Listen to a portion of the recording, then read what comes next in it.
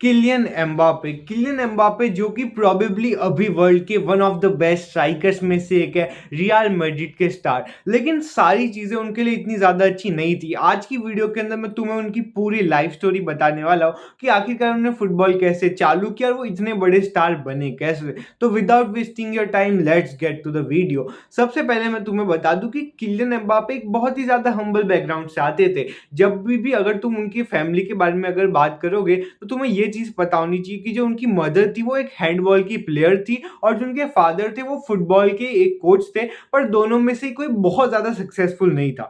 लेकिन एक चीज़ ज़रूर से थी कि एम्बापे के घर के अंदर एक स्पोर्ट्स का और थोड़ा एथलेटिक एनवायरनमेंट पहले से था, क्योंकि उनकी मम्मी भी एक स्पोर्ट्स पर्सन रह चुकी थी और सेम फॉर हिज फादर।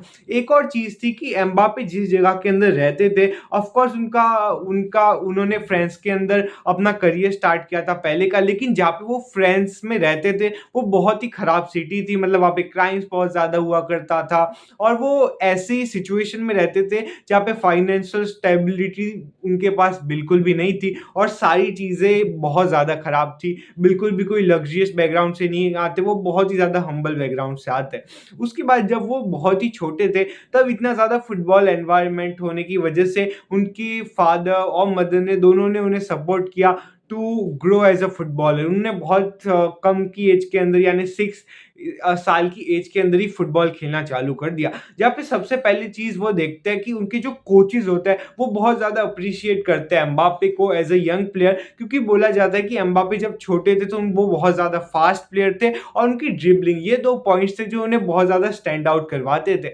इसके बाद एम्बापे एज अ चाइल्ड बहुत ज़्यादा अच्छा खेलने लगता है। अगर मैं बात करूँ तब की, तो अभी भी रिपोर्ट्स बताती कि फ्रांस के अंदर वो one of the best kids थे। मतलब पहले से वो एक राइजिंग स्टार्स थे और बहुत लोगों की एक्सपेक्टेशन हो ही गई थी उनको देख के कि ये प्लेयर एक बहुत बड़ा प्लेयर बन सकता है।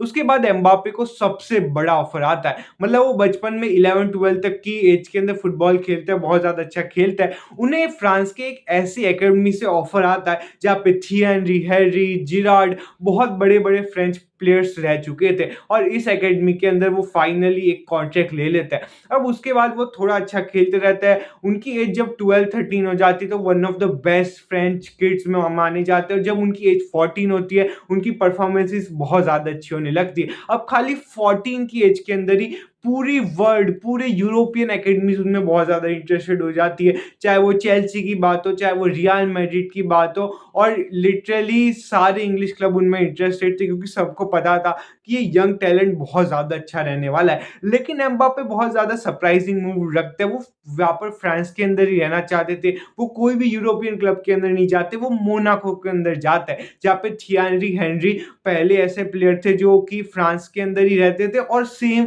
यहाँ पर रूट फॉलो करते हैं एम्बापे। पर एम्बापे की पूरी जर्नी के अंदर जो उनके सबसे बड़े रोल मॉडल रहे वो क्रिस्टियानो रोनाल्डो रहे। तुम्हें इस पिक से भी समझ आ जाएगा कि वो कैसे रोनाल्डो की पोस्टर्स लगा के रखते थे अपने रूम के अंदर। इसके बाद वो मोनाको के अंदर एक नई स्टार्ट लेते हैं और मोनाको में वो बहुत ज़्यादा कॉन्फिडेंट थे, बहुत ज़्यादा अग्रेसिव प्लेयर थे, फास्ट थे। सबको पता था कि इस प्लेयर के अंदर टैलेंट है। उन्हें पहला यू कैन से एक ब्रेक थ्रू मिलता है जहाँ पे वो मोनाको के अंदर 2 साल खेलते हैं, उसके बाद वो प्रमोट हो जाते हैं और उसके बाद 16 ईयर्स की एज के अंदर वो थियरी हेनरी का रिकॉर्ड तोड़ के यंगेस्ट प्लेयर बन जाते हैं जो कि लीग के अंदर अपना डेब्यू करते हैं। मोनाको के अंदर पहला सीजन उनका बहुत ज़्यादा अच्छा तो नहीं जाता, वो खाली एक ही गोल स्कोर कर पाते हैं, लेकिन दूसरे और तीसरे सीजन के अंदर वो बहुत ज़्यादा अच्छा खेलते हैं जहाँ पे हम ये देखते हैं कि मोनाको के अंदर उन्हें 26 गोल्स किए, 11 असिस्ट दिए और मोनाको अपना टाइटल भी जीत जाती है लीग का, जो कि इतनी बड़ी चीज़ होती है क्योंकि जो उनके सारे टीममेट्स थे उन्हें चेल्सी कुछ प्लेयर्स को साइन कर लेती है। पूरी मोनाको की टीम को पूरा यूरोप के अंदर बहुत ज़्यादा अप्रिशिएट किया जाता है और सब प्लेयर्स को साइनिंग के ऑफर्स आए थे जितने भी मोनाको के अंदर थे और एम्बापे को भी आए। एम्बापे को बहुत सारे ऑफर आए, इंग्लिश क्लब से बहुत सारे ऑफर आए, रियल मैड्रिड से, लेकिन वो स्टिल चाहते थे कि वो फ्रांस के अंदर ही रहे। लेकिन उसके बाद पीएसजी उन्हें ऐसा ऑफर देता है जो कि वो बिल्कुल भी मना नहीं कर पाए। उन्हें पीएसजी इतनी ब्रेकिंग अमाउंट के अंदर साइन करता है कि वो फाइनली उन्हें अपना सबसे बड़ा ब्रेक थ्रू मिलता है करियर का और वो सबसे पहले पीएसजी के अंदर चले जाते हैं। अब पीएसजी के अंदर जाने के बाद उन्हें एक और चीज़ बहुत अच्छी होती है कि फ्रांस नेशनल फुटबॉल टीम से कॉल आ जाता है, वो फ्रांस के अंदर भी डेब्यू कर लेते हैं। अब धीरे-धीरे करके 2016, 2017 के अंदर तो वो बहुत ज़्यादा अच्छा खेल ही रहे होते हैं और धीरे-धीरे यूरोप के अंदर उनका नाम फेमस होता है। लेकिन फिर आता है 2018 का फीफा वर्ल्ड कप, जहाँ पर एम्बापे सबसे ज़्यादा शाइन करते हैं। हमें दिखता है कि फीफा वर्ल्ड कप 2018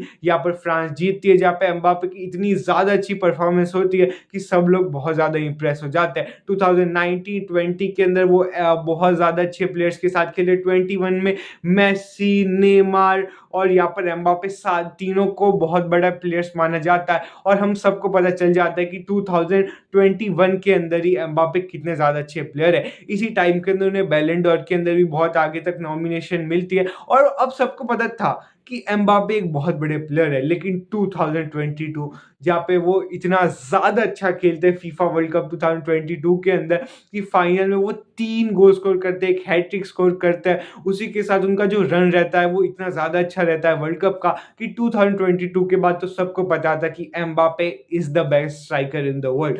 2033 के अंदर वो बहुत ज़्यादा अच्छा खेलते हैं और फाइनली फिर वो रियल मैड्रिड के अंदर 2025 के अंदर आ जाते हैं। वैसे ये थी एम्बापे की जर्नी, इसमें तुम्हारे क्या ओपिनियन है? Let me know in the comment section.